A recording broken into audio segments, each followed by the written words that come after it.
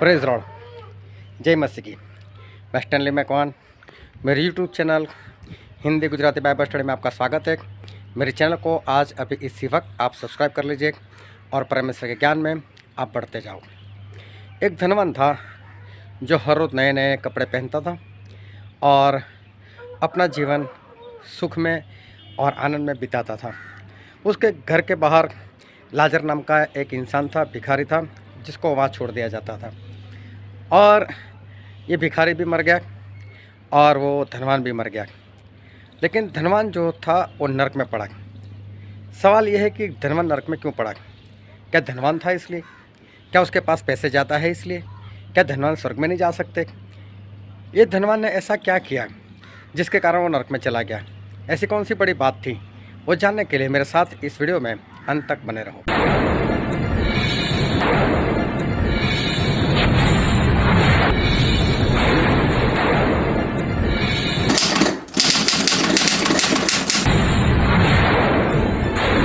Hallelujah, hallelujah.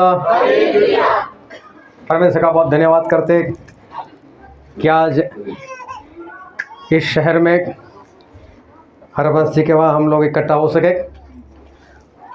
उन्होंने जो हम सभी का आदर मान किया, उसके लिए उनका भी धन्यवाद करते, परमेश्वर का भी धन्यवाद करते।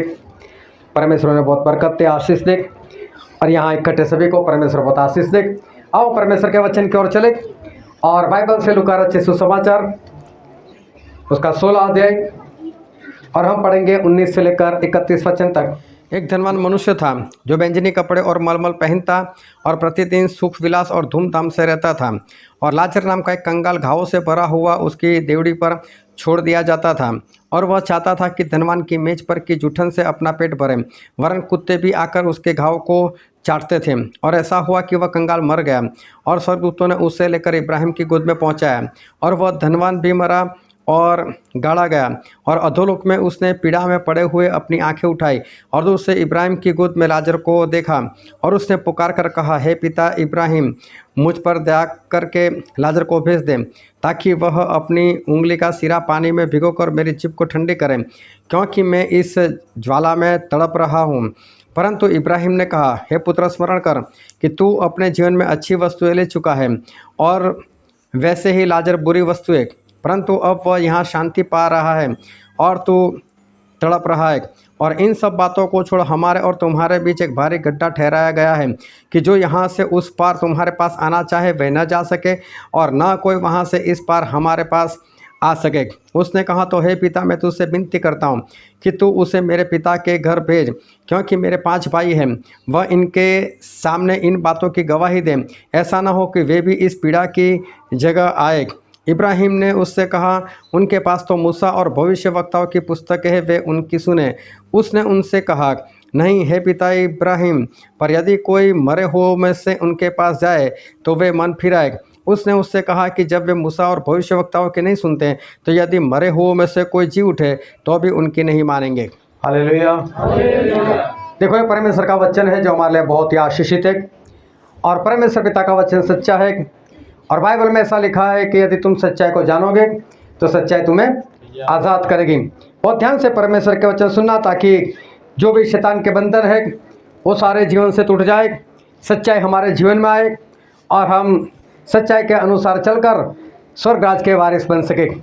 एक बार परमेश्वर का एक दास था जिसका नाम था दाऊद, और दाऊद वो परमेश्वर के पीछे बहुत अच्छे से आज्ञाकारी करते हुए उभर रहे थे, और परमेश्वर दाऊद को बहुत पसंद करते थे। और परमेश्वर ने दाऊद के बारे में कहा था कि दाऊद वो मेरा मन पसंद है, और परमेश्वर ने दाऊद को चुना था, राजा बनाया था। लेकिन वही दाऊद का एक बेटा था, और उस बेटे का नाम था अबशालोम। और अबशालोम जो था वो परमेश्वर के रास्ते पर सही से नहीं चल रहा था, और वो चाहता था कि मैं मेरे बाप को हटाकर मैं खुद राजा बन जाऊं। और उसी के पिता राजा थे, तो अबशालोम तो राजकुमार हुआ।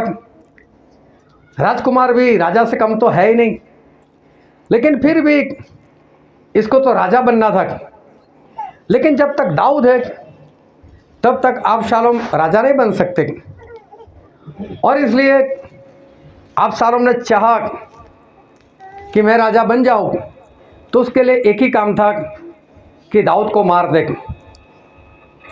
अपने पिता को ख़त्म कर दे। और अबशालोम ने ऐसा किया, कई लोगों को अपनी ओर कर लिया, कई लोगों को बहकाकर फुसलाकर अपने पास लेकर आया, अपनी सेना बना ली और उसने अपने पिता दाऊद के ऊपर गवाह बोल दिया। अभी दाऊद को पता चला कि बहुत सारे लोग मेरे बेटे अबशालोम के साथ जुड़ चुके हैं और अबशालोम ये चाहता है कि अपने बाप को मार दे। और अबशालोम जवान था, इसलिए दाऊद ने अपने साथियों से कहा कि चलो हम यहाँ से भाग चलते, कहीं मेरा बेटा आकर मुझे ख़त्म ना कर दे, हम लोगों को मार ना दे। वो ज़्यादा लोग हैं और हम यहाँ से भाग चलते, वो जवान है। और दाऊद ने अपने लोगों से बात कहकर दाऊद और उनके साथी लोग अपना महल छोड़कर वहाँ से भाग गए। अभी उनका बेटा जो अबशालोम है वो तो दाऊद के पीछे पड़ा ही है, दाऊद के भागने से कुछ नहीं होने वाला है। दाऊद भाग गए तो भी वो तो पीछे जाने ही वाला है, मारने ही वाला है, उसको तो लड़ाई करनी ही करनी है। चाहे दाऊद अपने बेटे के साथ लड़ाई करना नहीं चाहते, उसको मारना नहीं चाहते, तो दाऊद तो भाग रहे, लेकिन बेटा वो भागने से संतुष्ट नहीं है, अपनी राजगद्दी से संतुष्ट नहीं है। वो चाहता है कि मैं किसी भी तरह से मेरे बाप को ख़त्म कर दूं। बहुत ध्यान से वचन को समझते रहना। दाऊद के पास भी अपनी सेना थी, उनके पास भी अपने कुछ योद्धा थे। अभी अबशालोम तो पीछे पीछे आ रहा है, तो जाहिर है इनको भी लड़ाई तो करनी ही पड़ेगी।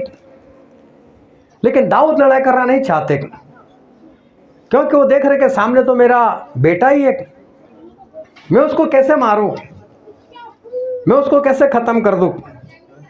लेकिन बेटा है जो बाप के पीछे पड़ा है, बेटा है जो अपने बाप को मारना चाहता है। तो दाऊद जो है उन्होंने अपने योद्धाओं को बोल दिया कि आप लड़ाई करो, कोई बात नहीं, लेकिन मेरे बेटे को मारना नहीं, उसको ख़त्म मत कर देना। देखो, एक बेटा और बाप से मारने की बात कर रहा है, इतना ही नहीं बाप को मारने के लिए भाग भी रहा है, और वही बाप अपने बेटे के लिए अच्छी बात सोच रहा है, मेरे बेटे को मत मारना। दाऊद के योद्धा लोगों ने बोल दिया कि दाऊद तू हमारे साथ लड़ाई करने के लिए मत आना, सिर्फ हम लड़ाई करने के लिए जाएंगे। उनको भी मालूम है दाऊद का बेटा है और दाऊद अपने बेटे से प्रेम करते, चाहे बेटा कैसा भी है, लेकिन फिर भी दाऊद अपने बेटे से प्रेम करते। लोगों को भी बोल दिया कोई अबशालोम को नहीं मारेगा।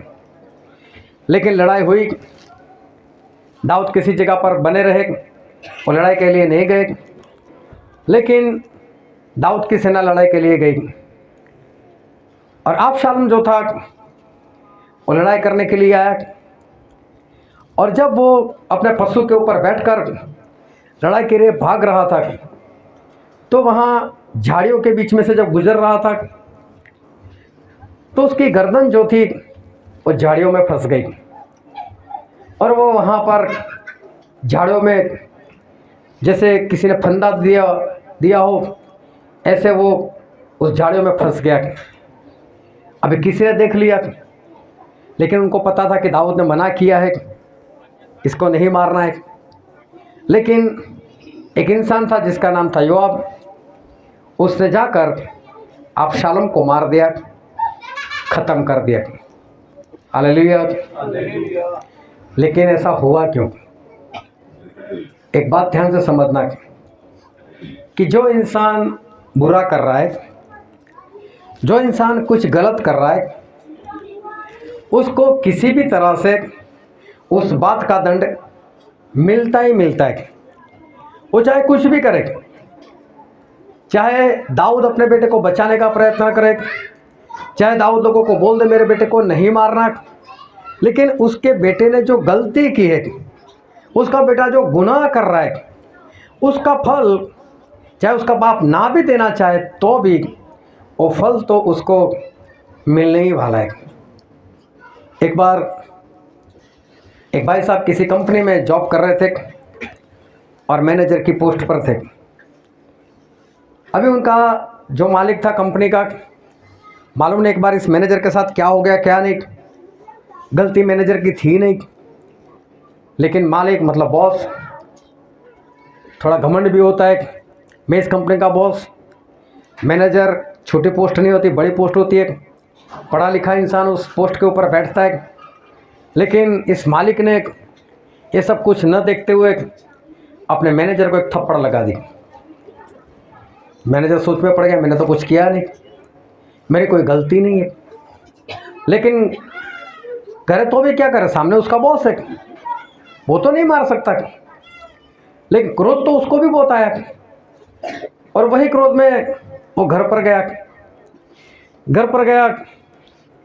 उसकी पत्नी मिली, उसने क्रोध अपनी पत्नी पर उतार दिया, पत्नी को एक थप्पड़ लगा दी।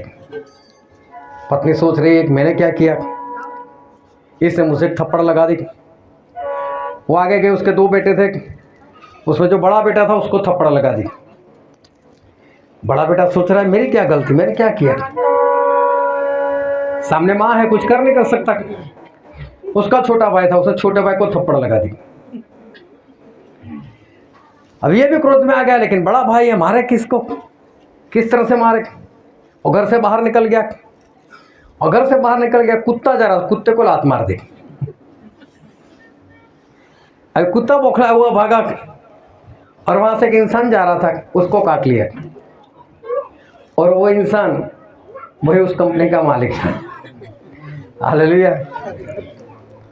फल मिल ही जाता है। जो कोई ऐसे काम करता है उसको उस बात का फल वो कहीं ना कहीं कोई देना चाहे या ना चाहे, लेकिन वो फल उसको मिलता ही मिलता है। एक बार एक इंसान था और उसकी उंगली जो थी हाथ की, उसमें दर्द हो रहा था, तो अस्पताल में गया। अस्पताल में उसका एक्सरे निकाला, रिपोर्ट आया कि तेरी उंगली जो है उसमें सड़न है, उंगली सड़ रही है और सड़न जो है वो आगे बढ़ रही है और इसको रोका नहीं जा सकता है। और इसलिए अगर तू बचना चाहता है तो एक ही काम है, इस उंगली को काट दो। इसने सोचा मरने से तो अच्छा है उंगली काट दो, मरना नहीं है, कोई बात नहीं, उंगली काट दो। उंगली काट दी, ऑपरेशन हो गया, पटरी बांध ली, घर पर गया। हफ्ते के बाद फिर चेकअप करवाने जाना था। डॉक्टर को मालूम था मैंने ऑपरेशन किया है, उंगली निकाल दी है, बस अभी तो जो टाँग के लिए है बस उसको निकाल दो, बात ख़त्म, सब कुछ अच्छा हो गया होगा। लेकिन जब खोल कर देख रहा है तो सड़न तो अभी भी है। सड़न उसके पंजे में घुस गई, उसका हाथ सड़ने लग गया। तो डॉक्टर ने बोला यार ये कैसे हो गया, ऐसा होना तो नहीं चाहिए था। उसने उस इंसान को बताया कि भाई साहब ऑपरेशन तो तेरा अच्छा हुआ था, उंगली हमने सही जगह से काटी थी, वहाँ पर कोई सड़न नहीं थी, लेकिन फिर भी ये सड़न आगे कैसे आई। लेकिन अब आगे आई है तो तेरा हाथ जो है, पंजा जो है वो काटना पड़ेगा, क्योंकि अगर आगे बढ़ गया तो फिर तू मर सकता है। उसने बोला मरना तो है नहीं, पंजा ही काट लो, और पंजा काट दिया। हफ्ता हुआ, फिर चेकअप करवाना था। ये इंसान वापस गया डॉक्टर के पास। डॉक्टर को पता था बस टाँके तोड़ने हैं, सब कुछ अच्छा हो गया होगा। लेकिन जब उसने उस पट्टी को खोला तो हाथ में सड़न अभी भी है। सड़न पंजे के उस पार पहुंच गई। अभी डॉक्टर ने सोचा अब क्या करूं। डॉक्टर ने बोला भाई साहब सब कुछ सही से था, अच्छा था, ये सड़न आगे कैसे बढ़ी, हमारी समझ से बाहर है। अभी ये जो हाथ है वो बीच में से काटना पड़ेगा, कहीं ऐसा ना हो सड़न और आगे बढ़ जाए तू मर जाएगा। ये भाई साहब बोलता है कोई बात नहीं, काट डालो। अभी आधा हाथ कट गया। एक हफ्ता हुआ, फिर ये भाई साहब वही चेकअप करवाने के लिए डॉक्टर के पास गया। अभी तो डॉक्टर को भी डाउट था कि 2 बार मेरा जो विश्वास था ऐसा तो हुआ नहीं, इस बार तो कुछ नहीं हुआ होगा। डॉक्टर ने पटरी खोली, देखा तो सही में हाथ अभी भी सड़ा हुआ है। डॉक्टर ने सोचा पूरा हाथ काटना पड़ेगा, लेकिन हाथ के बाद क्या, उसके बाद क्या करेंगे, कौन सी चीज काटेंगे। डॉक्टर ने इस भाई साहब को बोला भाई साहब मेडिकल साइंस हमारा जो ज्ञान है उसके हिसाब से जब तेरी उंगली काटी तभी तुझे अच्छा हो जाना चाहिए था, तेरा पंजा काटने की जरूरत नहीं थी। चलो पंजा काटना पड़ा कोई बात नहीं, उससे आगे बढ़ने की जरूरत नहीं थी, लेकिन आधा हाथ कट गया। लेकिन अभी भी तेरी बीमारी तो वही की वही है। डॉक्टर बोल रहा है कहीं इस हाथ से तूने कोई गलती तो नहीं की, इस हाथ से तूने कोई ऐसा काम तो नहीं किया जो परमेश्वर की निगाह में सही ना हो। और इस भाई साहब को एक बात याद आई। बोले एक बार मैं नदी के पास से गुजर रहा था और वहां पर कोई मछुआरा था, वो मछली पकड़ रहा था। मछुआरा पतला सा था, कमजोर दिखाई देता था। उसने एक बड़ी मछली पकड़ी हुई थी और बोले मैंने देखा इसको, ये तो कमजोर है, इसको मैं आसानी से मार सकता हूं। बोले इसी हाथ से मैंने उसको थप्पड़ मारी थी और इसी हाथ से मैं मछली छीनकर चला गया था। बोले तू सबसे पहले उसके पास ही जाके ढूंढ उसको, उसकी क्षमा मांग, नहीं तो हाथ के बाद मालूम नहीं अगर क्या क्या काटना पड़ेगा, तू नहीं जिंदा रहेगा। चाहे कितने भी ऑपरेशन करवा लो, चाहे कितनी भी दवाई करवा लो, चाहे कहीं भी भाग लो, लेकिन अगर आपके काम सही नहीं है, अगर आपके काम ऐसे बिगड़े हुए तो ध्यान से समझना, ये संसार का कानून है, ये संसार का कानून है, जो करोगे वैसा ही पाओगे। हालेलुया। और ये हमारे परमेश्वर का भी कानून है, ये हमारे पिता का भी कानून है कि जो करोगे वैसा ही फल आपको मिलने वाला है। और बाइबल में एक वचन हम पढ़ते हैं जो है प्रकाशित वाक्य उसका 22वां अध्याय और उसका 12वां वचन, देख मैं शीघ्र आने वाला हूँ और हर एक के काम के अनुसार बदला देने के लिए प्रतिफल मेरे पास है। हालेलुया। सब लोग इधर ध्यान लगाओ। देखो बच्चे आपसे परेशान नहीं हो रहे, आप बच्चों से परेशान हो रहे। बच्चे डिस्टर्ब नहीं हो रहे। जैसे बच्चे का ध्यान है ना अपनी मस्ती में, वैसे ध्यान आप अपना वचन में लगाओ। हम डिस्टर्ब नहीं होने चाहिए। हालेलुया। यहाँ पर बाइबल में हमने पढ़ा परमेश्वर ऐसे बोलते हैं कि हर एक इंसान वो जैसा काम करता है वैसा ही फल देने के लिए मेरे पास है। जो इंसान जैसा काम करेगा परमेश्वर बोलते हैं मेरे पास वैसा ही फल है। फिर बाइबल में एक वचन और पढ़ते हैं जो यिर्मयाह में लिखा है उसका 17वां अध्याय और 10 वचन, मैं यहोवा मन की खोजता और हृदय को जांचता हूँ ताकि प्रत्येक जन को उसकी चाल चलन के अनुसार अर्थात उसके कामों का फल दूँ। हालेलुया। एक बार फिर वचन में लिखा हुआ है परमेश्वर कहते हैं कि हर इंसान का जैसा काम है वैसा ही फल मेरे पास उसको देने के लिए है। हालेलुया। कुछ भी करो लेकिन परमेश्वर के पास फल है। बहुत ध्यान से समझना, अगर आज आपके जीवन में कोई समस्या है, अगर आज आपके जीवन में कोई प्रश्न है, तो समझ लेना बीते हुए कल का ये फल है। कल जो आपने किया था उसका फल आज मिल रहा है, और आज जैसा करोगे उसका फल आने वाले दिनों में मिलने वाला है। एक लड़का था छोटा, मुश्किल से 10-11 साल का। उसके घर के पास पहाड़ी थी, और पहाड़ी के नीचे एक तराई थी, खाई थी। वो लड़का एक बार वहाँ पर गया और वहाँ जोरों से चिल्लाया, मैं तुझे मार दूंगा। और सामने तराई में से एक बार फिर आवाज आई, मैं तुझे मार दूंगा। सही में वो जो बोला था उसकी गूंज थी, लेकिन ये डर गया, कोई है नहीं, किसने मुझे बोला मैं तुझे मार दूंगा। वो भागा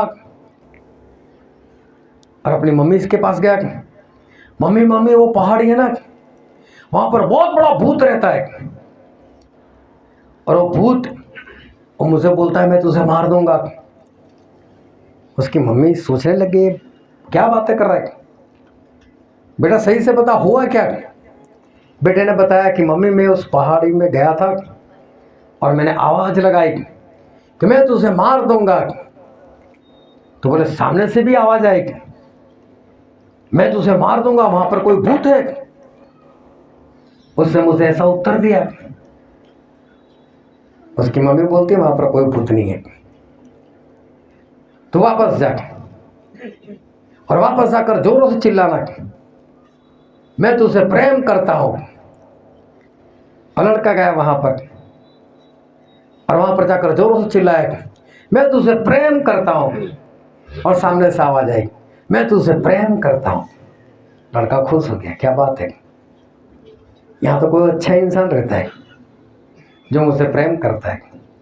वापस अपने मम्मी के पास आए, मम्मी मम्मी वहां पर भूत नहीं रहता, वहां पर तो कोई अच्छा इंसान रहता है जो मुझे बोलता है कि मैं तुझे प्रेम करता हूँ। उसकी मम्मी ने बोला ना तो वहां पर भूत है, ना ही वहां पर कोई अच्छा इंसान है, लेकिन तू जो बोलता है वही तेरी आवाज तेरे पास वापस आती है। तू जैसा करेगा वैसा ही पाएगा। बाहर जाओ, किसी को पकड़ दो, 2-4 गाली बोल दो, तो सामने से क्या आएगी, गाली आएगी। परमेश्वर ने क्या बोला, क्या करने को बोला, हालेलुया। हमें तो प्रेम कर रहा है, लेकिन बाहर जाकर किसी को गाली दो तो क्या होता है, गाली आएगी। जैसा करोगे वैसा ही हमारे परमेश्वर वो फल हमें देते। एक लड़का था छोटा जिसका नाम था यूसुफ, और यूसुफ वो मिस्र देश में गया था, और मिस्र देश का जो राजा था फिरौन, उसको एक सपना आया। सपना ऐसा था कि उसको 7 गाय दिखी। 7 की 7 गाय जो थी बड़ी मोटी थी, खाते पीते गाय थी, और ये कुछ खा रही थी, इतने में उसके पीछे से और 7 गाय निकली। लेकिन वो गाय थी दूसरी, वो दुबली पतली थी, और उसने उस 7 गायों जो दुबली पतली थी, उन 7 गायों ने एक एक गाय को निगल दिया।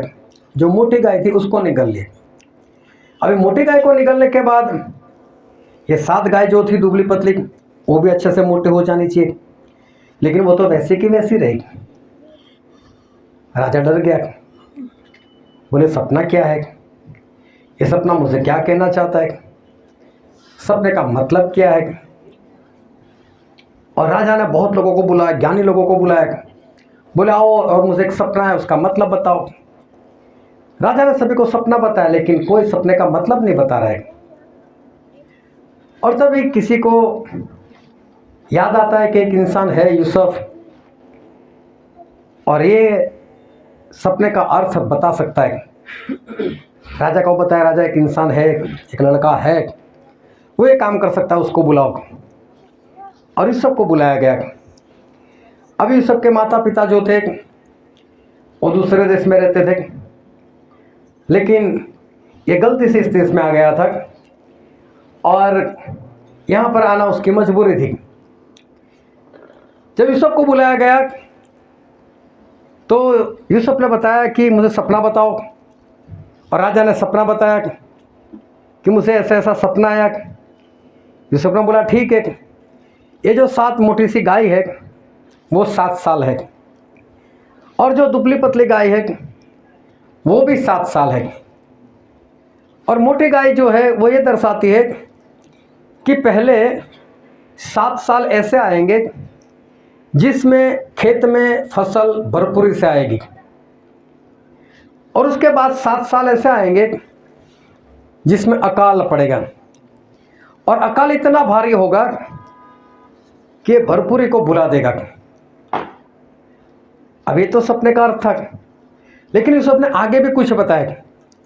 बोले देखो सपने का मतलब तो ये है, लेकिन हमें करना क्या है।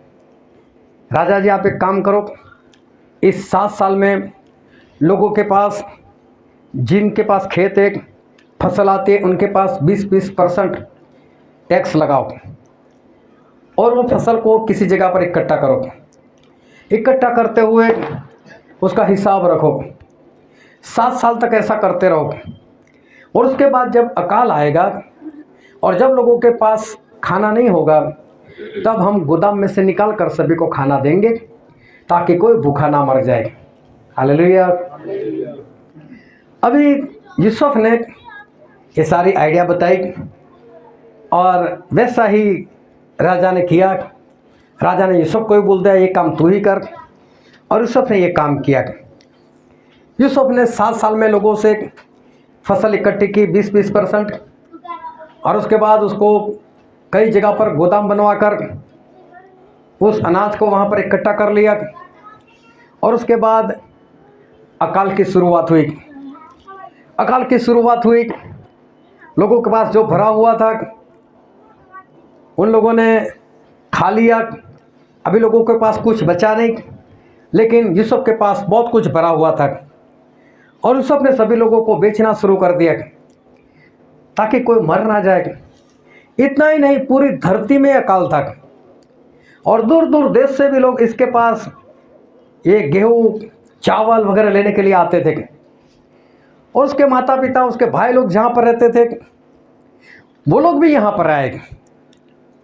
जब वो लोग यहाँ पर आए तो यूसुफ ने देखा ये तो मेरे भाई लोग हैं।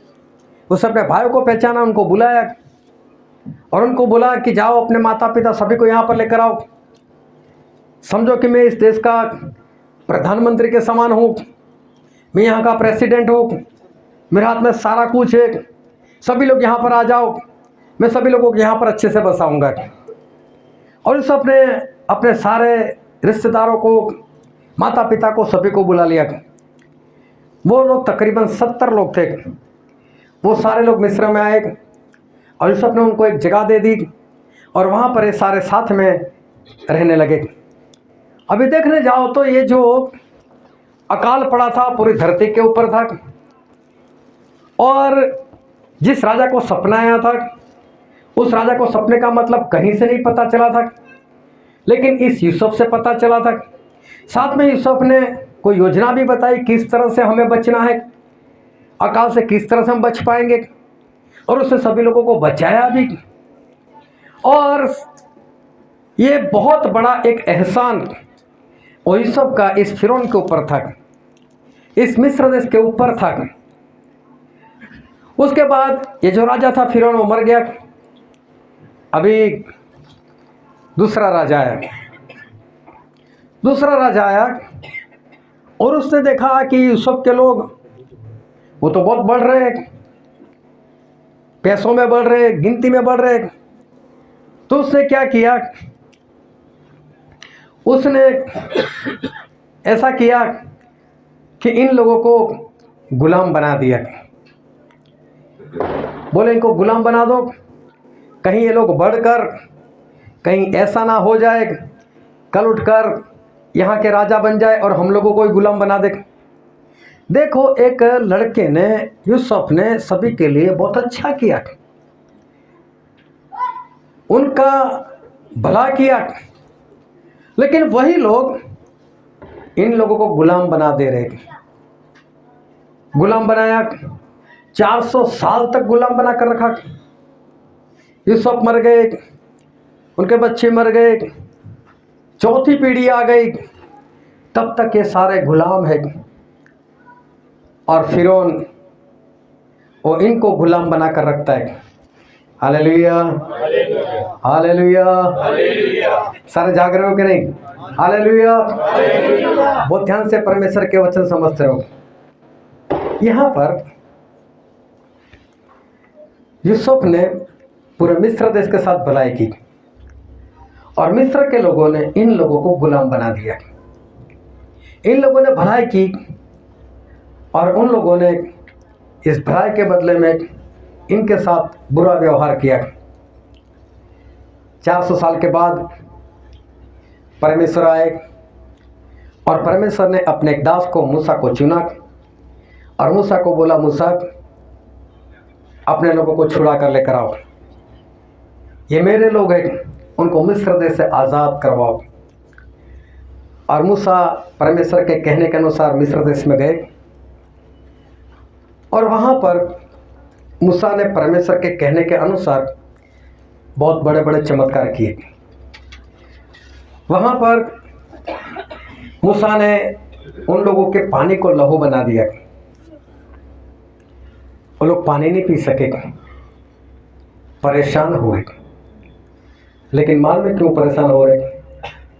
इन लोगों ने ये सब के लोगों के साथ जो बुरा व्यवहार किया, चाहे 400 साल बीते, लेकिन अब भुगतने की बारी आई। चाहे 400 साल, इस बात को ध्यान से समझना। आज आप कुछ गलत करते हो और आपको ऐसा लगता है कुछ नहीं हो रहा है, कल को भी कुछ नहीं हो रहा है, परसों को भी कुछ नहीं हो रहा है, हफ्ते तक कुछ नहीं होता, साल तक कुछ नहीं होता। लेकिन जो किया है उसका फल तो हमें भुगतना ही पड़ता है। पानी का लहू बना दिया, सारे लोग परेशान। मूसा से विनती करते, मूसा कुछ करो, हमारे पास पानी नहीं है। वापस लहू का पानी बनाया, लेकिन फिर भी इसे जुल्म करना बंद नहीं किया। मूसा ने वहां पर मेढक बुलवाए, इतने सारे मेढक, खाने में भी मेढक, सो जाए तो बिस्तर पर भी मेढक, और पूरा देश परेशान हो गया इस मेढक के कारण। लेकिन क्यों परेशान हो रहे हैं? उन लोगों ने जो किया है, आज वो सारे लोग भुगत रहे। इंसान जो कुछ भी गलत करता है उसको भुगतना ही पड़ता है। एक बार एक ऐसा ही परिवार था और मेरा आदर मान बहुत करते थे। हफ्ते में एक बार उनके पास संगति में जाना, वहाँ संगत करना, हर हफ्ते मान सम्मान करना, प्रेम से बुलाना, घर में बिठाना, हमारे साथ कलीसिया के साथ बहुत अच्छा व्यवहार। एक बार इसी तरह से जब हम वहाँ पर आराधना कर रहे थे तो भाई साहब एक बात हमेशा करते थे कि जब भी हम आराधना करते होते थे तो मेरे कान में आकर बोल देते थे, 2 गाना और गाओ। इतनी आराधना नहीं, 2 गाना और बढ़ाओ। और मैं उनके कहने के अनुसार 2 गाने और बढ़ा देता था। लेकिन उस दिन मालूम नहीं मेरे कान में आकर ऐसा बोला, आराधना को यही रोक लो, बोले बहुत हो गई। मुझे अजीब सा लगा कि भाई साहब हर बार आराधना बढ़ाने वाले आज बंद क्यों करवा रहे? हो सकता है कोई काम होगा। हमने आराधना को रोक लिया, वचन चले, वचन हो गए। वचन हो जाने के बाद हमसे पहले वो लोग घर से बाहर निकल गए और घर से बाहर निकल कर बैठ गए। मैंने सोचा भी हम लोग घर में क्या करें, ना कोई पानी दे रहा है ना कुछ दे रहा है। जितना आदर मान करते थे अचानक मालूम नहीं कैसे बदलाव आ गया। और फिर हम तो निकल कर चले गए घर पर। पूरे हफ्ते तक ना कोई फोन ना कोई बात, कुछ भी नहीं। अभी बंदगी तो तय थी, दूसरे हफ्ते भी वहीं पर कर रही थी। और मुझे ऐसा लगा कि आज बंदगी नहीं होगी फिर से। और बंदगी के 1 घंटे के पहले ही उनका फ़ोन आ गया, आज मत आना, हम लोग बाहर है। ठीक है, कोई बात नहीं। लेकिन ये तो हर हफ्ते जाना था। दूसरे हफ्ते क्या करें, दूसरे हफ्ते फिर उनका फ़ोन आ गया, आज मत आना, हम बाहर है। अभी तीसरा हफ्ता हो गया। अब वो लोग भी सोच में पड़ गए कि कब तक ऐसा बहाना बनाते रहे कि हम बाहर हैं, हम बाहर हैं। उस दिन उन्होंने कोई बहाना नहीं बताया, लेकिन मुझे पक्का मालूम था कि आज बंदगी तो नहीं होने वाली। मैं नहीं गया, लेकिन मैंने सिर्फ 2 लोगों को भेजा, जाओ जाकर देख लो तो क्या होता है। और जब वो लोग घर पर गए तो घर पर ताला। वो लोग बाहर निकल गए थे, और बाहर भी कहीं दूर नहीं गए थे, पास में ही थे। और वहाँ पर मेरा एक साथी उनको मिल गया और उनको बता दिया कि हमारे घर बंदगी के लिए मत आना। हमने स्टैंडी भाई को भी मना कर दिया है कि हमारे घर नहीं आना है। ऐसा इंसान नहीं चाहिए हमको। मालूम नहीं उनके जीवन में क्या हुआ, क्या नहीं, क्यों नफरत आ गई। बस बुरा व्यवहार, अपमान, बंद करवा दी बंदगी।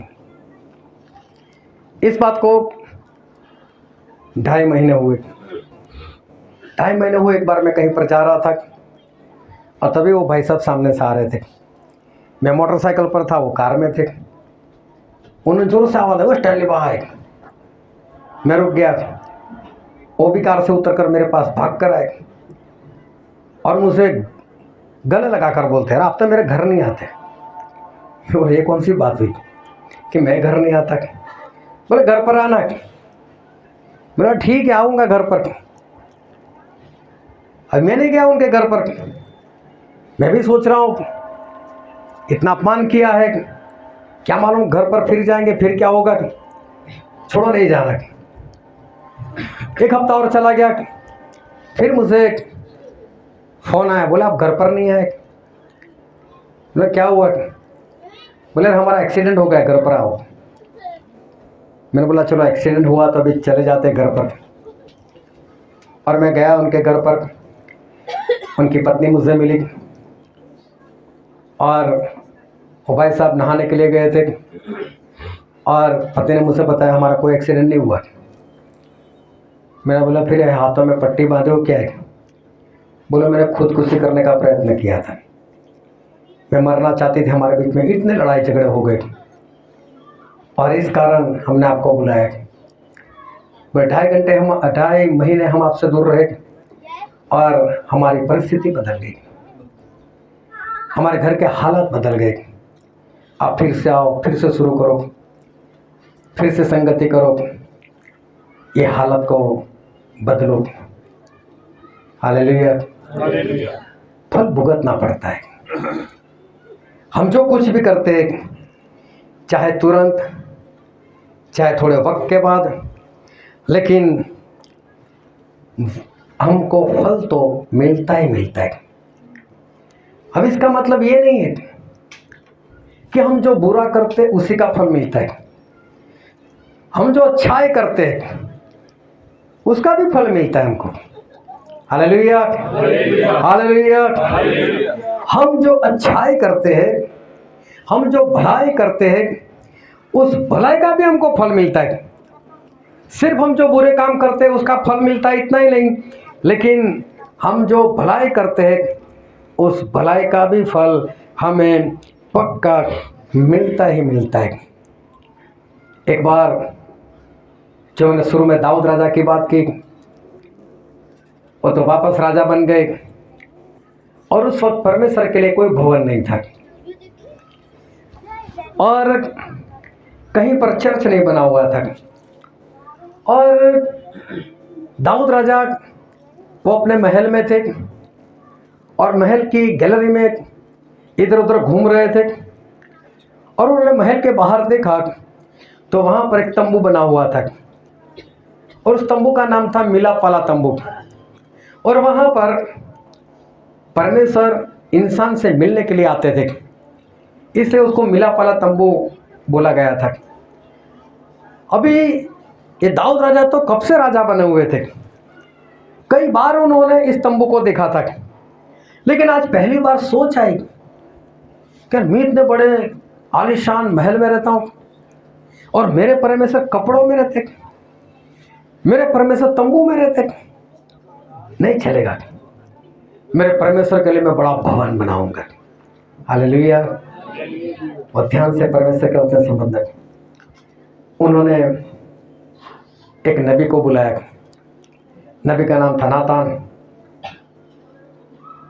उनको बुलाया। दाऊद ने बोला, देखो आज मैं जब यहाँ पर मेरे महल में घूम रहा था और मैंने ये मिलाप वाला तंबू देखा और मुझे दुख इस बात का हुआ कि मैं इतने बड़े महल में रहता हूँ, यहाँ तक मुझे पहुँचाने वाले मेरे परमेश्वर है।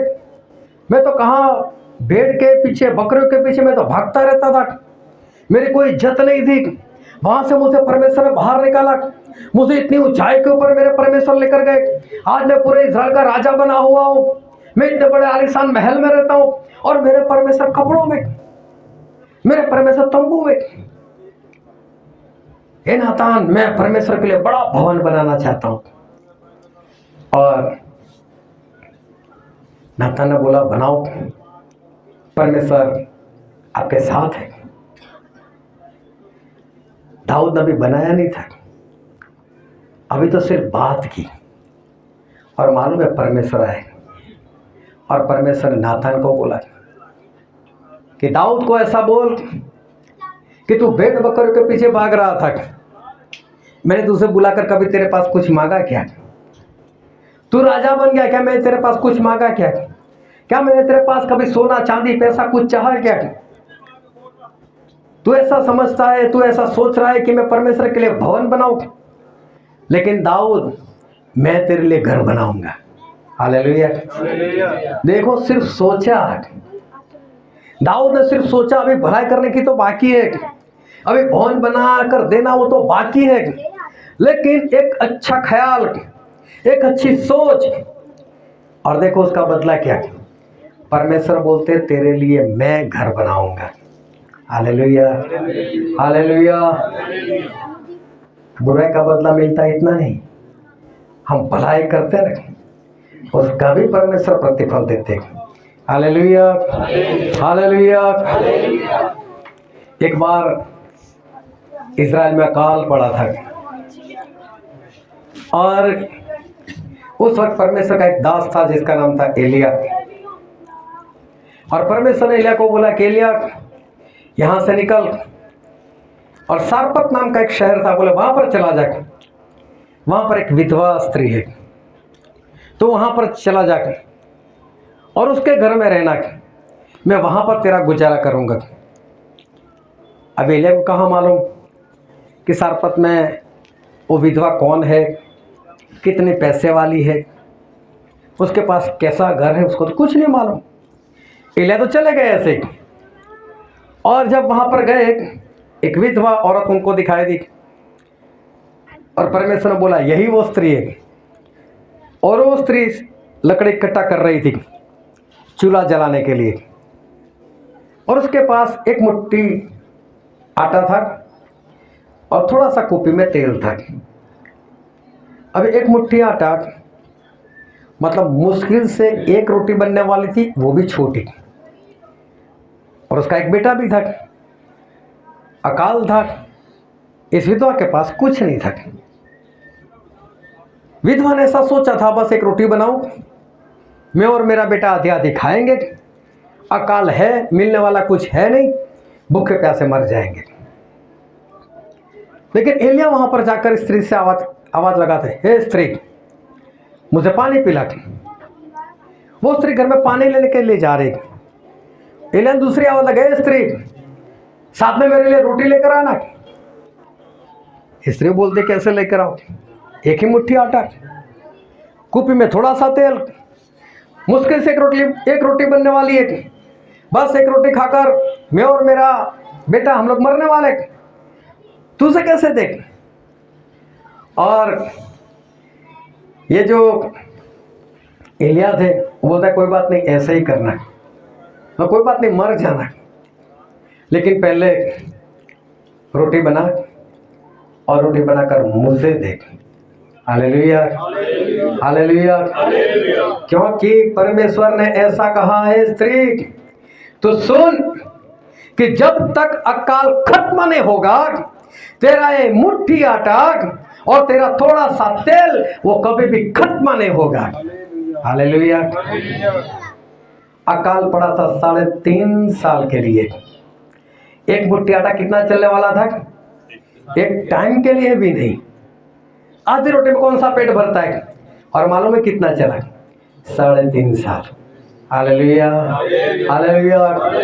हमारे परमेश्वर भलाई का भी बदला देते हैं। उसका डिब्बा कभी भी आटे से भर नहीं गया था। एक ही मुट्ठी था, जितनी बार निकालते थे मुट्ठी अंदर रहती थे, वो कभी खत्म नहीं होगा। हालेलुया। ऐसी बड़ी संगति चल रही थी। फर्क इतना था, चलाने वाले प्रभु यीशु थे। प्रभु यीशु को तरस आया, सभी लोगों को खाना खिलाओ। और चेले बोलते हैं ये तो बहुत सारे लोग हैं, खाना कहाँ से लेकर आए? प्रभु यीशु बोलते देखो कुछ है कि नहीं यहाँ पर। और वहाँ पर एक जवान लड़का था। वो जवान लड़का 5 रोटी लेकर आया था और दो मछली लेकर आया था। अभी देखो उसने ये 5 रोटी और 2 मछली प्रभु यीशु के चेलों को दे दी। कोई बात नहीं, ले जाओ। अभी देखो उसको भूख नहीं लगी होगी। एक जवान लड़का है, 5 रोटी तो खाएगा वो। एक जवान लड़का है, 2 मछली तो वो खा ही जाएगा। वो तो सिर्फ उसके अकेले के लिए, लेकिन उसने सारी भीड़ के लिए प्रभु यीशु को दे दी। हालेलुया। तो सभी ने खाया ना, काफी बच भी गया ना। यह है हमारे परमेश्वर का काम। थोड़ा सा बुरा करो और बहुत बड़ा बुराई का फल भी इतना ही भारी मिलता है। थोड़ी सी भलाई करो, उसका फल भी बहुत ज्यादा मिलता है। हालेलुया। एक रोटी एलिया को खिलाई और बदले में 3.5 साल तक माँ और बेटा हर रोज रोटी खाते रहे। दाऊद बोलते कि परमेश्वर मैं आपके लिए भवन बनाऊं। परमेश्वर बोलते तू छोड़, मैं तेरे लिए घर बनाता हूं। ये है हमारे परमेश्वर। आप परमेश्वर के लिए इतना तो करो, परमेश्वर मालूम नहीं आपके लिए कितना करेंगे। वो बहुत बड़े परमेश्वर है। माँ बोलती है अपने बेटे को, जब मुश्किल से 4-5 साल का था, ले बेटा ये 10 रुपया। वो पास में दुकान है ना, वहां से हल्दी लेकर आए। सुबह सुबह हल्दी खत्म हो गई। 10 रुपये बेटे को दिए, जा बेटे हल्दी लेकर आए। बेटे ने अपने 3-4 मित्रों को ले लिया, छोटे छोटे 4-4, 5-5 साल के 5-6 लड़के सुबह सुबह दुकान पर चले गए। अंकल जी 10 रुपया लो और हल्दी दे दो। दुकानदार खुश हो गया, क्या बात है, सुबह सुबह छोटे छोटे लड़के मेरे घर आए। ये छोटे लड़के तो फरिश्ते के समान है, आज मेरा धंधा बहुत होने वाला है। खुश हो गया, 10 रुपये लिए, हल्दी दी और चॉकलेट का डिब्बा खोलकर बैठ गया। सभी बच्चों को बोला ले लो इसमें से। ऐसा नहीं बोला 1 लोग, ऐसा नहीं बोला 2 लोग, ले लो। बच्चे ने हाथ डाला, पूरी मुट्ठी भरकर उठा ली। दूसरे ने हाथ डाला, मुट्ठी भर कर ले ली। सभी बच्चों ने ले ली। जो हल्दी लेने के लिए गया था उसने नहीं ली, वो वहीं पर खड़ा रह गया। दुकान वाला बोलता है बेटा तेरे लिए भी ले ले, तू भी ले ले, तेरे मित्रों ने ले ली, तू भी ले ले, कोई बात नहीं। वो नहीं ले रहा है, लेकिन जा भी नहीं रहा है वहां से। दुकानदार बोलता है बेटे ले ले, वो लेता भी नहीं, जाता भी नहीं। आखिर में दुकानदार ने अपनी मुट्ठी अंदर डाली, चॉकलेट निकाली। लड़के को बोलता है, लड़का ऐसा सटा के करता लाओ। उसकी मुट्ठी में तो आने वाली नहीं है ना। हालेलुया। परमेश्वर अपनी मुट्ठी भर कर देते। आप अपनी मुट्ठी दो, परमेश्वर अपनी मुट्ठी देते। हालेलुया। सिर्फ बुराई का नहीं, भलाई का भी बदला हमारे परमेश्वर हमको देते। एक बार एक इंसान था जो धनवान था और काफ़ी पैसा था उसके पास। नए नए कपड़े पहनना, नए नए जूते पहनना और मौज मस्ती करना, शराब पीना, पार्टियां करना, यही उसका काम था। और उसके घर के बाहर जो रोड जाता था वहाँ पर एक लाजर नाम का भिखारी वो वहाँ पर रहता था। उसके घर वाले हर रोज उसको उठाकर लाते थे और इसके घर के दरवाजे के पास जो रोड जाता था वहाँ पर छोड़ देते थे। और ये जो लाजर था उसको पूरे शरीर में फोड़े पड़े हुए थे, उसके पास कपड़े भी नहीं थे, कुत्ते आते थे उसके फोड़े को चाटते थे। बहुत ही भयानक सी परिस्थिति इस लाजर की थी। आज जो हमने वचन पढ़ा उसमें यही बात लिखी है, लूका 16:19 से 31 में यही बात लिखी है। अभी हुआ ऐसा कि हर रोज ये धनवान वो घर से बाहर निकलते समय आते समय घर से उस लाजर को देखा करता था, लेकिन ये अपनी जिंदगी में मस्त पार्टियां करना, शराब पीना, लड़ाई झगड़ा, मौज मस्ती और बिंदास से अपना जीवन व्यतीत करता था। इसके घर में कई परमेश्वर के दास आते थे, परमेश्वर के बारे में बताते थे। इतना ही नहीं, ये खुद भी परमेश्वर को मानने वालों में से ही था। इसके घर में बाइबल भी था लेकिन पढ़ता नहीं था। परमेश्वर के दास लोग आते थे, उनकी सुनता था लेकिन मानता नहीं था। और कई बार तो परमेश्वर के दासों को भी वो उलझन में डाल देता था। ठीक है, परमेश्वर के दास लोग सिखाते थे, देखो भाई साहब ऐसा करोगे तो नरक में जाओगे, आपको ऐसा ऐसा करना पड़ेगा तो स्वर्ग में जाओगे। तो बोलता था नरक देखा आपने, स्वर्ग देखा। ये परमेश्वर के दास का भी मुंह बंद कर देता था।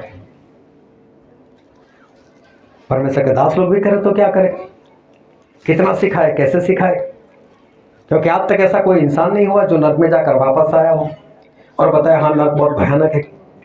नहीं ऐसा कोई इंसान है जो स्वर्ग छोड़कर आए और बताया कि स्वर्ग इतना अच्छा है। हालेलुया। तो ये इंसान बोलता था कि ऐसा कोई हो तो मैं मानूं, जो नरक में जाकर आया हो, जो स्वर्ग में जाकर आए। सारी किताबी बातें, ख्याली बातें, मैं नहीं मानता ऐसी बातों को। जबकि उसके घर में बाइबल था, नहीं माना उसने। एक दिन ऐसा हुआ कि लाजर मर गया, और ऐसा हुआ कि धनवान इंसान भी मर गया। लाजर मर गया लेकिन लाजर स्वर्ग में चला गया, और धनवान मर गया, वो नरक में चला गया। जब नरक में चला गया उसने आंखें उठाकर देखा तो सामने की ओर वो लाजर, उसके पूरे शरीर में कोई फोड़ा नहीं है। उसका सर देखो तो बहुत ही खूबसूरत, अच्छे कपड़े पहने, अभी नंगा भी नहीं है। इतना ही नहीं, वहां उसके साथ उसका बाप अब्राहम वो भी वहीं पर है। और ये धनवान उस अब्राहम को आवाज लगाते, ये अब्राहम पिता, इस लाजर को मेरे पास भेजो ना, अपनी उंगली पानी में भिगोकर मेरे पास लेकर आए, मेरी जुबान पर एक बूंद डाले, मेरी जुबान ठंडी हो जाए। और अब्राहम बोलते कि हे धनवान, तूने इस धरती के ऊपर अच्छी वस्तुएं पाई हुई थी, तुझे बहुत पैसा मिला था, तुझे बहुत कारोबार मिला था, तेरी कमाई अच्छी थी, और आज तू इस जगह पर कंगाल है, आज तेरे पास कुछ नहीं है। और ये इंसान, ये लाजर, वो कंगाल था, उसको फोड़े पड़े हुए थे, कुत्ते चाट रहे थे, उसको कुछ अच्छी बात नहीं मिली थी। आज वो यहां पर स्वर्ग में आनंद कर रहा है। अब्राहम ने ये नहीं बताया कि लाजर यहां पर क्यों है स्वर्ग में, और ये भी नहीं बताया कि तू नरक में क्यों है। लेकिन एक बात ध्यान से समझना, स्वर्ग और नरक एक ऐसी जगह है जहां पर सभी की आंखें खुल जाती है। स्वर्ग में भी आंखें खुल जाती है और नरक में भी खुल जाती है। अभी ये धनवान जब नरक में पड़ा, चारों ओर आग, उस आग के अंदर वो जल रहा है, पूरे शरीर में जलन हो रही है, तड़पता है, और वो बोलता है कि अब्राहम, इस लाजर को अगर मेरे पास नहीं भेज सकते तो कोई बात नहीं, मुझे तो अभी भुगतना ही है, मैं जो कर रहा हूं, मैंने जो किया था वो मैं भुगत रहा हूं, लेकिन इसको मेरे भाई लोगों के पास भेजो, क्योंकि कल को मेरे भाई लोग भी मरकर यहीं पर आने वाले, उनका जीवन मेरे जैसा ही है। वो लोग भी धनवान है, वो लोग भी पार्टी करते, वो लोग भी मौज मस्ती में रहते, शराब वगैरह सब कुछ चल रहा है, और वो लोग भी यहीं पर आने वाले। इस लाजर को उनके पास भेजो। और अब्राहम ने बता दिया कि मैं नहीं भेजने वाला। लाजर वहां पर भी नहीं जा सकते, उनके पास बाइबल है, उनके पास परमेश्वर के और दास है, उनकी सुने, उनकी मान है। ये बोल रहे मैं कौन सी मानता था, मैं कौन सा बाइबल पढ़ता था, मैं भी परमेश्वर का दासों का कहाँ मानता था, मेरे भाई भी नहीं मान रहे, नहीं मानने वाले, मरकर यहीं पर आएंगे। बोले जो इन लोगों की नहीं मानता, वो अगर स्वर्ग में से कोई जिंदा होकर वापस जाएगा ना, उसकी भी नहीं मानने वाला। Hallelujah, hallelujah. वो ध्यान से समझ लो, परमेश्वर ने प्रभु यीशु को स्वर्ग से भेजा, स्वर्ग से भेजे। प्रभु यीशु ने नीचे आकर स्वर्ग की सारी बातें बताई। प्रभु यीशु मरकर वो नरक में गए, और नरक में जाकर जो नरक में पड़े हुए थे उन लोगों को भी प्रचार किया, उन लोगों को भी छुटकारे की बात बताई। और प्रभु यीशु उसके बाद फिर धरती पर आए, 40 दिन रहे, 40 दिन लोगों को दर्शन दिया, 40 दिन लोगों से बातचीत की। इस धनवान ने बताया था कि लाजर को मेरे भाई लोगों के पास भेजो, क्योंकि यहां से अगर कोई वहां जाएगा जिसने स्वर्ग भी देखा है, जिसने नरक भी देखा है, उसकी बात वो लोग मानेंगे। लेकिन अब्राहम ने कहा अगर वो बाइबल के नहीं मानते, वहां परमेश्वर के दास लोगों की नहीं मानते, तो यहां से भी कोई जाएगा उसकी भी नहीं मानेंगे। हालेलुया। प्रभु से बहुत दूर की बात है, परमेश्वर बहुत दूर की बात है। आपको जो परमेश्वर का दास दिखाई देता है, अगर उसकी नहीं मानते तो परमेश्वर की कौन मानेगा। अब्राहम ने मना कर दिया, नहीं मानने वाला कोई। अगर परमेश्वर के दास की नहीं मानते तो यहां से कोई जाएगा तो उनकी भी नहीं मानेगा। लेकिन यहां पर इसको पता चल गया कि मैं नरक में क्यों आया। इस धनवान को पता चल गया, उसकी याददाश्त वहां पर भी है। ऐसा नहीं कि यहां से हम निकल जाएंगे, स्वर्ग में जाएंगे, नरक में जाएंगे, हमको ये नहीं पता चलेगा मैं स्वर्ग में कैसे, मैं नरक में कैसे। नरक में पूरा पता चलने वाला है कि मैंने इस धरती पर कैसा जीवन जिया था जिसके कारण मैं आज नरक में हूं। उसको पता चलने वाला है, उसको याद रहेगा सब कुछ, उसको सारी बातें याद है। हाँ, लाजर मेरे सामने था, उसको फोड़े पड़े हुए थे, मैंने कभी उसकी परवाह नहीं की। मेरे पास इतने पैसे थे, मैं उसकी सहायता कर सकता था, मैं उसको अस्पताल लेकर जा सकता था, मैं उसकी दवाई करवा सकता था। अरे कुत्ते आकर उसके फोड़े चाटते थे तो मेरे पास इतने पैसे थे, मैं उसको कपड़े दिला सकता था। अरे उसके पास रहने के लिए जगह नहीं थी, मैं उसके लिए घर बना सकता था। मेरे पास इतना सब कुछ था कि मैं इसकी भलाई कर सकता था, लेकिन मैंने भलाई नहीं की, और इसलिए आज मेरे साथ बुरा हो रहा है।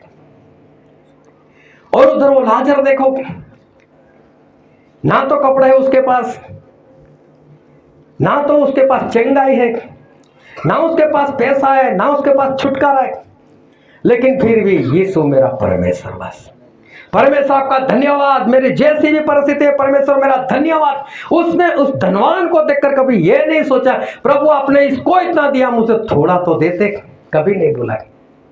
और उसकी इसी भलाई के लिए वो कहां पर था, स्वर्ग में। भला करोगे भला होगा, बुरा करोगे बुरा होगा। हालेलुया। आपकी आयु कितनी, 70 साल, 80 साल, 70-80 साल तक बुराई करते रहो और कभी भी अंत नहीं होगा, ऐसी आग में चले जाओ, वहां से कभी बाहर निकलना नहीं होगा। किसी ने मुझे बोला ये परमेश्वर कैसे है, परमेश्वर कठोर है, मुझे बोला क्यों, बोले 70-80 साल की बुराई के लिए पूरी जिंदगी भर नरक में बाहर ही नहीं निकलना। मैंने बोला भाई साहब 70-80 साल की भलाई के स्वर्ग भी तो दे रहे हैं ना हमेशा के लिए, वो भी तो इतना ही दे रहे हैं। वो तो आपके हाथ में है कि आपको कहाँ जाना है।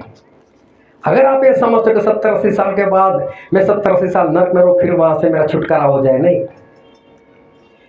परमेश्वर दोनों का बदला देते और भरपूरी से देते।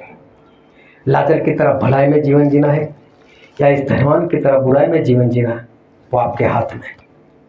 दोनों का फल मिलने वाला है। लेकिन क्यों ना हम भलाई करें, क्यों ना हम भलाई करके हम परमेश्वर के राज में पहुंच जाए। क्यों ना 70-80 साल हम किसी का भला करें और स्वर्ग में पहुंच जाए हमेशा के लिए। आपके पास कितना सोना है? क्या 10 तोला, क्या किलो, 2 किलो, कितना सोना है? परमेश्वर ने मालूम है सोने की सड़कें रखी आपके लिए। हालेलुया। आपके पास जो है ना, वो तो स्वर्ग की बूंद के बराबर भी नहीं है। और परमेश्वर इतना आपको देना चाहते हैं। बस भलाई करो और भलाई को पालो, बुराई करो बुराई को पाओ। लेकिन जो भी है वो आपके ही हाथ में। हालेलुया। आओ सभी अपने आंखों को बंद करें, अपने मस्तकों को प्रभु से आगे झुकाए। जो राजाओं के राजा है, जो प्रभु के प्रभु है, जो महान परमेश्वर है, जिनका वचन कहता है जहाँ 2 या 3 मेरे नाम से इकट्ठे होंगे वहां पर मैं हूँ।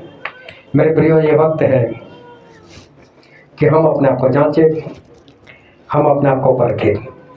ये वक्त है कि हम अपने आप की परीक्षा करें। ये वक्त है अपने आत्मा को परखें। मेरे प्रियो, क्या आज मेरा जीवन ऐसा है कि मेरे जीवन से भलाई की बातें नजर आए? सभी लोग अपनी आंखें बंद रखें, कोई इधर उधर ना देखे। क्या आज मेरा जीवन ऐसा है कि मेरे जीवन से भलाई दिख रही है? अगर भलाई देखोगे, भलाई करोगे, तो आपकी भी भलाई होगी और वो परमेश्वर करेंगे। लेकिन अगर आप बुरा करोगे तो आपके साथ भी वही फल होगा जो बुराई का फल है। लेकिन आज परमेश्वर एक मौका दे रहे हैं, क्योंकि आप सभी लोग जिंदा हो, और जिंदा हो इसलिए आपको परमेश्वर ने एक मौका दे दिया कि आज आप भलाई कर सकते हो, और भलाई करके आप हमेशा की भलाई स्वर्ग में पहुंच सकते हो। आज परमेश्वर आपको एक मौका दे रहे हैं। अगर आज आपका आत्मा, आपका शरीर, आपका हृदय, अगर वो ऐसा अंदर से कह रहा है कि नहीं, तुम तो बुराई की है, तू भलाई कर सकता है लेकिन तू नहीं कर रहा है, ना तू परमेश्वर के लिए कुछ कर रहा है, ना तू परमेश्वर के लोगों के लिए कुछ कर रहा है, तो आज परमेश्वर को मौका दे रहे कि इस बात से हम तौबा करें, पश्चाताप करें, और हम अपने आप को सुधार लें, बुराई को खत्म करें हमारे जीवन से, और हम भलाई के पीछे चले, भला करें और हम बचाए जाए। ये वचन समझने के लिए, ग्रहण करने के लिए, उसके अनुसार चलने के लिए प्रभु की कृपा हम सभी पर होने पाए।